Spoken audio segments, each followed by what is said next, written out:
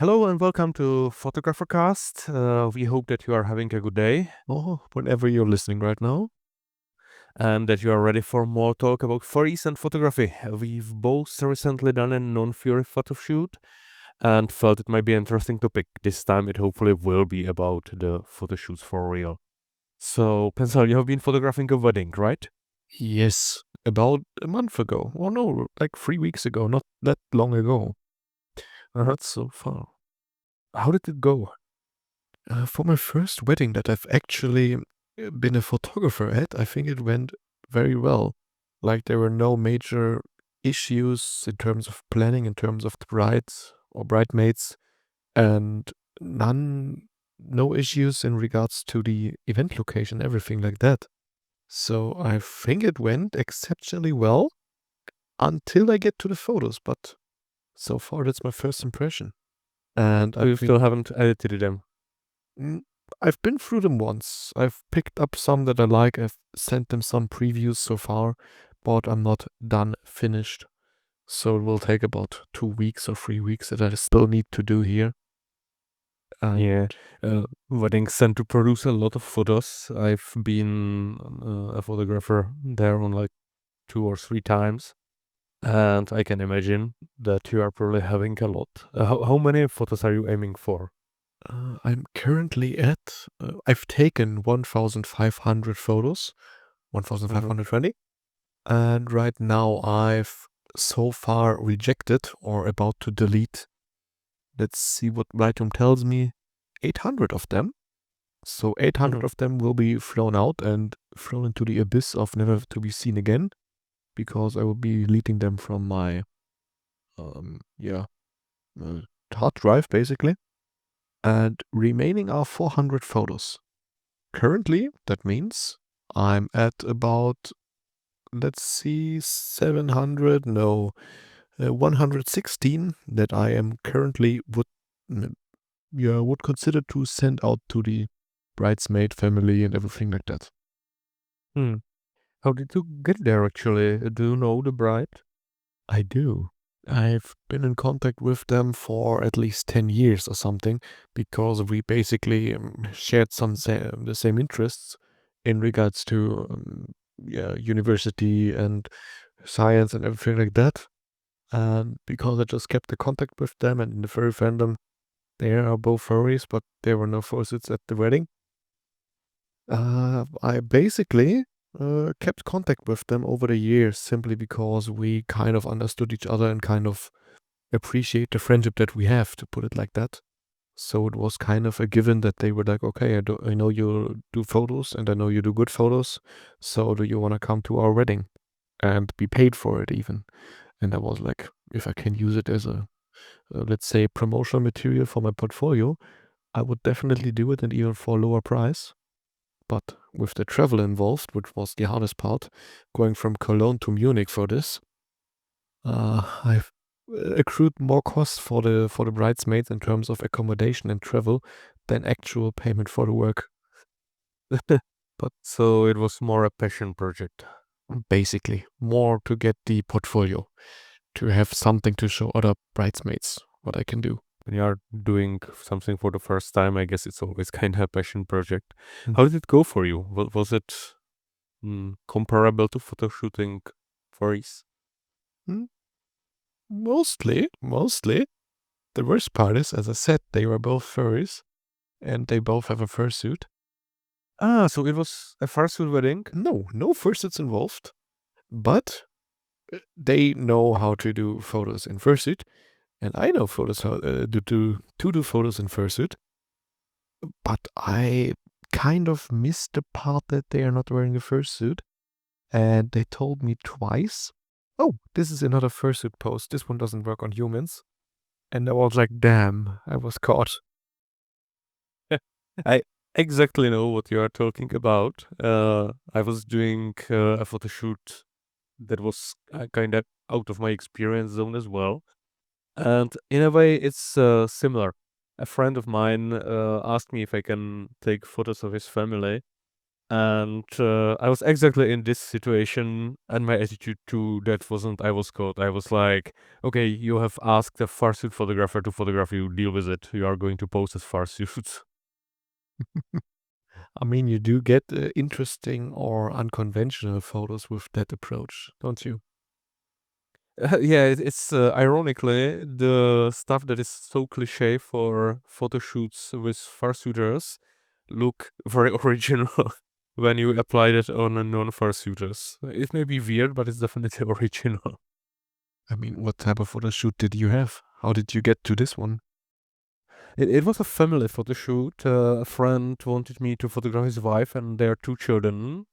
My attitude to children is not very excited, but I have to say that it was.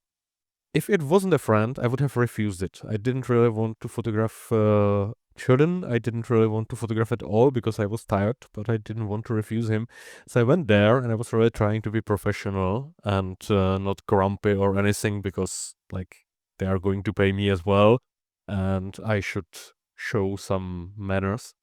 And in the end, it was actually really interesting because children are crazy. Crazy in a way that I would really appreciate with fursuits. Absolutely no inhibitions, no restrictions. They just run around. They get into weird poses. And at first I was like, this is weird. I'm not going to photograph this.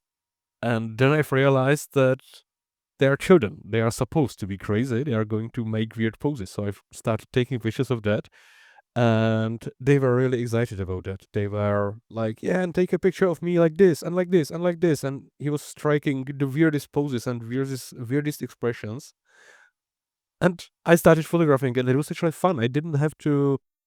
It was impossible to pose him, but it was also absolutely not necessary. So you just pointed the camera at him. You're like, okay, he's doing whatever, and I'm just taking a video, like burst with 7 pictures a second, and let's go. I was actually doing. It wasn't arranged for the shoot. It was arranged for the shoot. I've posed them. I've taken some group photos. And it was also fun because I'm not used to people having expressions because fursuit usually only has one.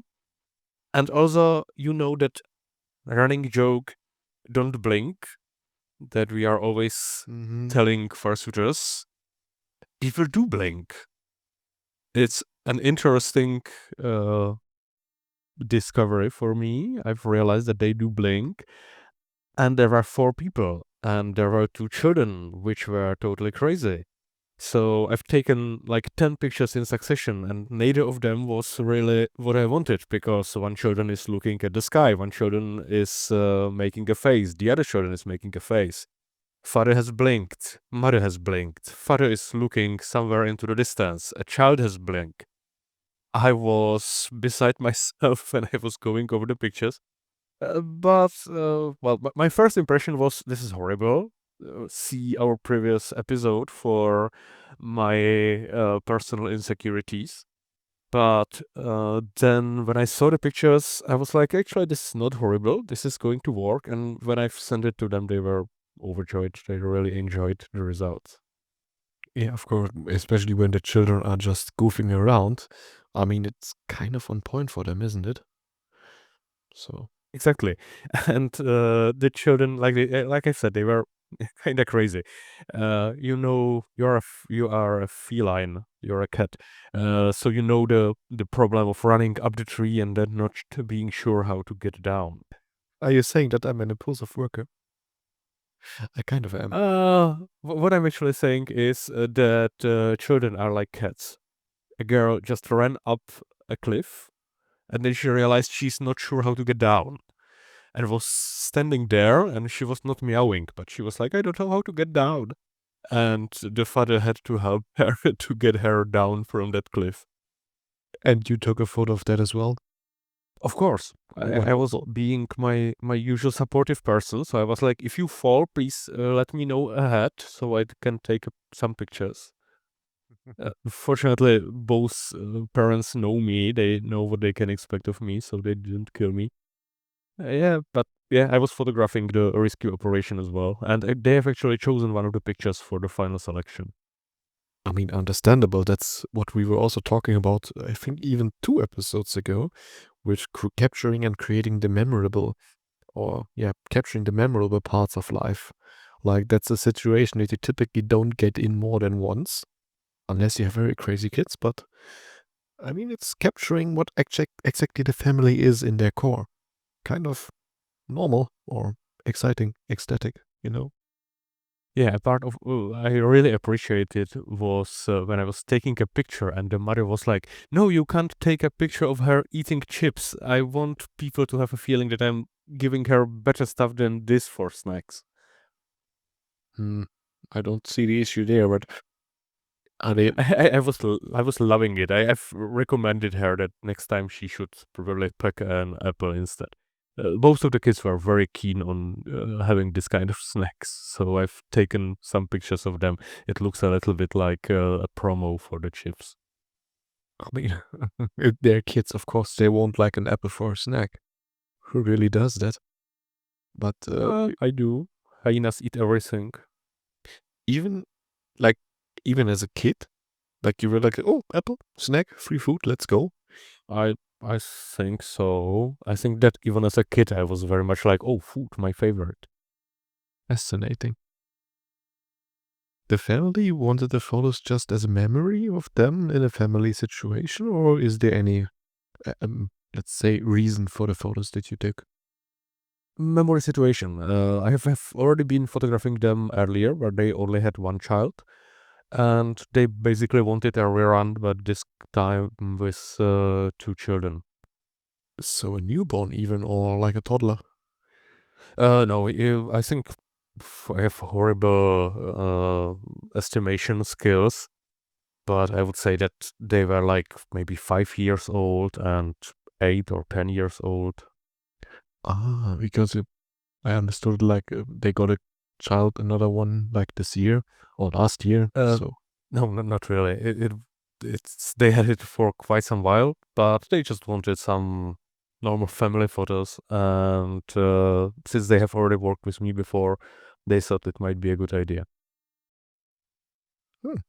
And what would you say is the major defining point between human photography and fursuit photography? The commission based with getting the family together and taking photos there and getting a fursuiter. What would you say is the most defining difference? Expression and blinking. Not so much blinking, but the expression. I This is something that I've been rather unhappy about for quite a while. I love farsuits. I really love the aesthetics, but the problem is that they only have one expression, and the expression is usually a stoned smile. All farsuits Hmm. are constantly delighted. They are so super excited and happy to see you. And considering I like my macabre scenes where they are killing someone or burying someone, they look like psychos because, hey, I'm killing you and I'm smiling. I'm really having fun. So this is something that I really miss on fursuits, and it's perfectly possible with humans. They would be much better for my scenic photos or my story photos. And it's kind of difficult for me because I'm not used to it. The fursuits only have one expression, so you don't have to worry about the expression. You just look for an angle that looks good. Here, I really had to try to make them laugh, which fortunately I'm kind of able to, especially with children. I'm not a big fan of children, but it turns out I'm fairly able to get on their wavelengths. So I was running around with them, and we have been doing a challenge of who can keep their arms up longer. Eventually, I've decided it's good time to lose because for one, it was really starting to hurt, and for another, they were really happy that they won. So as unhappy as I was about the photo shoot originally, I have to say that I actually had a lot of fun and it was very interesting. And I'm pondering if I can try to make fursuiters behave in this crazy way that maybe a little less planning, a little more spontaneity, just wriggle around, throw your arms around, and I will take pictures. Maybe it will work.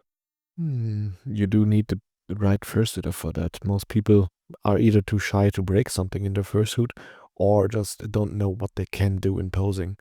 So maybe you need some experienced fursuiters that already do the kind of acting, especially in the, let's say, yeah, TikTok, YouTube video style, where they're actually moving and doing some kind of trance and dances. Maybe those would be your best bet to get the more active, more vibrant movements from fursuiters. I have no idea if it's going to work. Main problem of fursuits is that there is a very limited set of angles from which they can be reasonably photographed. True. Person can be photographed from a half sphere of 180 degrees, and it works fairly well. With some fursuits with really deep eyes, it can be like 20 degrees. With some better, it can be 90 degrees. But uh, a part of this, a part of having to consider the angle, what I really liked about the children is that they weren't trying to send a message. They were not trying to make a statement. They were just like, hey, look, I'm doing this, and I'm doing this, and look, I have my hand on my head. And it didn't have any meaning, any purpose. They were just being crazy and they were having fun. So I'm going to see if this works with fursuits or not. Maybe some less meaningful poses might spice it up. Yeah, it really depends on the fursuit, I'd say. Some do have strict character rules that they want presented in photos. Some have strict preferences, and others are like, okay, I have no idea what to do anyway, so I can't do this one as well. It really depends, I think. But You know someone that has strict character rules? yes, and You always seem to be running into interesting customers. Tell me more. this one, I would say, I'm not naming names. Perhaps you sent him previews of the podcast before. One example, not to be a bit direct who it actually is, but some are like, okay, I don't want to have any sexual poses, for example. So I try to not be in a position where it would kind of incriminate me or send me in a corner of suspicion that I might do content that is more in a, let's say, merced area, for example. So then you can't That do. makes Hmm? that makes perfect sense to me. But I don't think this applies here. I mean, when you are doing random poses, of course, that it may happen that you randomly strike a pose that is kind of suggestive, but you are going to be choosing the photos you want published. So if that accidentally happens, you will just use those 9 other pictures out of 10 that are not suggestive. Mm-hmm. I have another fursuiter in mind that is a bit more on the playful side, a bit more on the, let's say, acting more childish side. And I think he would not do in this pursuit any more serious action. It would probably fit, I would say, in your idea what you want to achieve. So I could send you the name afterwards, where you might get together with him and be like, okay, let's do this. I have this idea. Wanna freak out and do some freaky, more creative, not very targeted approach. He's also very on character when he's in suit and very playing his role. So that might work, might not work, depending on how he sees it. But this could work. I mean, mostly. But There is something I was doing previously, and that was I would just tell them, hey, wriggle around. I will take 50, 100 photos, and we are going to delete probably 49 out of them and keep just 1 or 2 pictures. Don't worry about what you look like, just wriggle. Throw your arms around, kick your knees up, wriggle your butt, put your arms above your head. And I would just be taking pictures in succession, and usually this produces something crazy, but one of those 100 pictures is going to be good. So this is just a variation of the same thing, in my opinion, and I don't think you need a specific fursuiter, which doesn't mean I'm not interested in your suggestion. I will be happy to talk with anybody and see if it works. But I think that this is a technique that you can basically use with any fursuit. At the very worst, you are just going to delete all 100 pictures and use something else. True that. And it would probably, just like doing regular sports and activities, it will probably loosen the fursuiter up as well. Being like, okay, just wiggle around, move your arms, move your legs, and see what you can do, what you feel comfortable with. Because this comfortability is also what's limiting most, I'd say, when doing anything like that. I think it's, as a photographer, if you want to use this kind of technique, then it's your job to make sure that the guy is relaxed. And you can usually achieve that by going crazy yourself. If you show him, just do this, and then you start crazily wriggling and showing him that it's okay to be stupid and that you don't have to make sense, that there are no restrictions, that you don't have to have skill, you just move. They tend to relax, in my opinion, or in my experience. Mm-hmm. Same goes when you're actually posing. For example, you want to have a pose Sure. with the fursuiter, then you can do the pose before him so that he or she can see the pose and Absolutely. just copy it mostly. Just like Yeah. laying on a railing and moving the leg up in this direction and this like that. It But works. this is about posing him, and if you act crazy, you have a chance that it's going to reflect on the model. That if you show him you don't have to have restrictions, there are no wrong moves, then there is a chance that he will relax.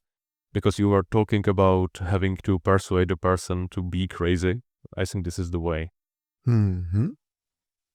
And one advantage of the fursuiters is, at least it was my biggest gripe of the wedding, that you don't have to watch for the sun in the face. Because when there's sun in the face, you've probably seen it on your family photo shoot as well. People just squeeze their eyes together and be like, oh, I can't see, I can't open the eyes.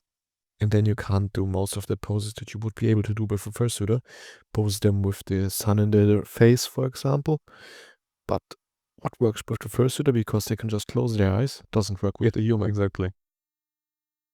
A professional model can look into the light, which I admire.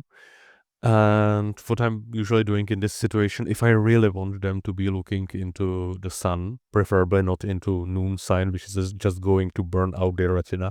But if you are having a setting sun, what you can usually do is close your eyes, and then on 3 you open your eyes. 1, 2, 3, and then you take a picture. Mm-hmm. And if you're the one or the model looking into the light, it helps to just unfocus your eyes. Like you're, for example, looking at the screen or looking at a prop or something like that.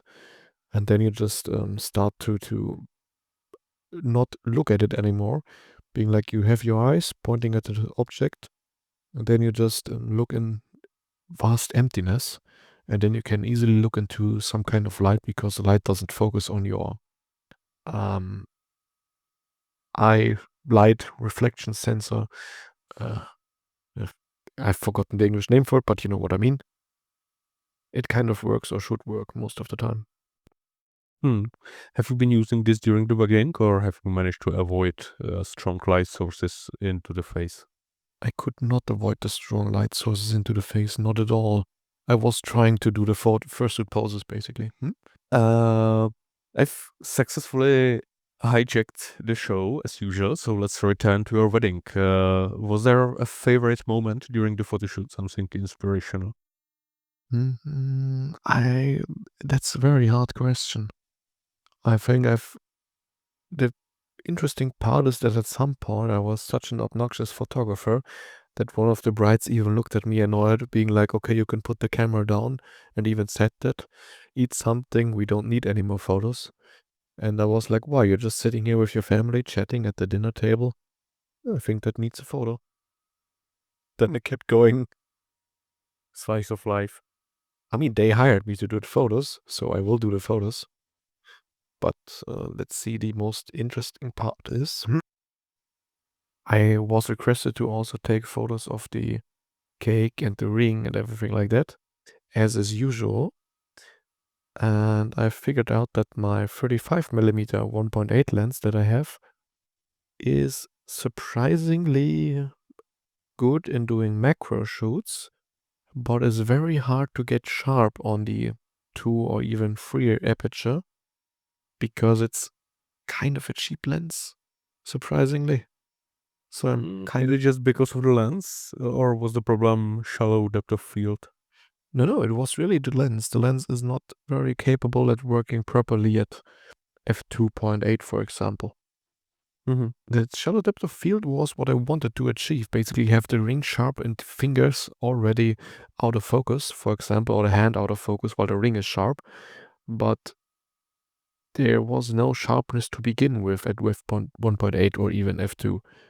So I was checking it at home if it's some kind of back focusing, front focusing issue, but not at all. The lens is not so good as I would have hoped.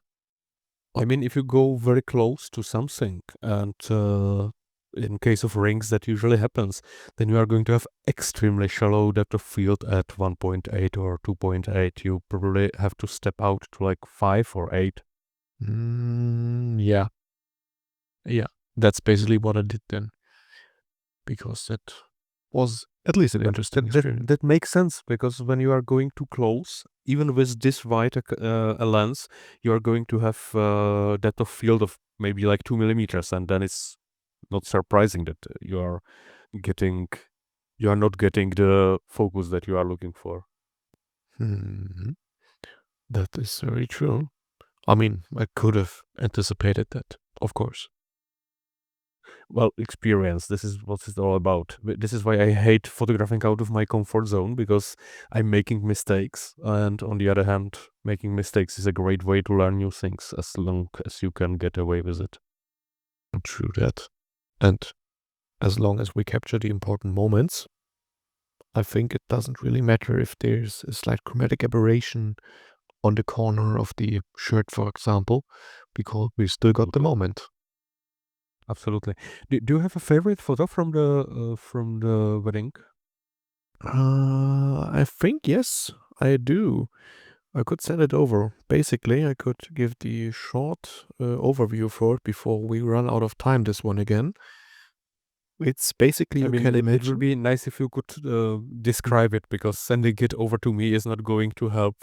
Yeah, at least if anybody's interested, just ask me directly. I can send the photo over after clearing with the bridesmaids, of course. Imagine them sitting at the small lake. The lake in the background, the golden hour sun is shining on the trees and nature in the background. They're sitting on a small park bench, having their arms together, basically the fingers crossed over each other, with the fingers pointing towards the camera. They're sitting on the bench, looking happily into the camera, and just the typical professional photo that you get when you go into a photo studio, for example, with even the flash lighting and everything like that. And we're like, it is way too professional for the rest of the photos that I will send them, but it just looks perfect, I'd say, if I may say it like that. That's great to hear.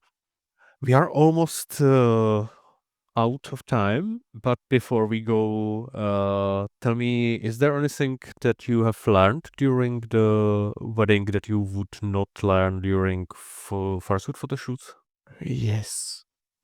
Very simply put, doing this for the whole day, starting at 9 a.m. and going up until 10 p.m. with the camera and doing all the photos the whole day is extremely exhausting, even if you take the breaks. I have experience with this from cons, where I'm photographing for hours and hours. I never do that at cons. I'm like, okay, photo shoot, maybe a few photos here and there, and that's it. So at most 3 hours, but 8 hours Why, or more. wise of you. Okay, so if you are photographing for a long time, it becomes really hard work. I think this is it for today. Thank you everybody for listening. We already have some feedback and an idea for the next episode. Thank you for that as well. Yes, and we're always looking for more. So if there's anything you'd like to listen about, please send it our way. We'll gladly talk about it. Have a wonderful rest of the day, Or whenever you're listening right now. and here again in 2 weeks. Bye.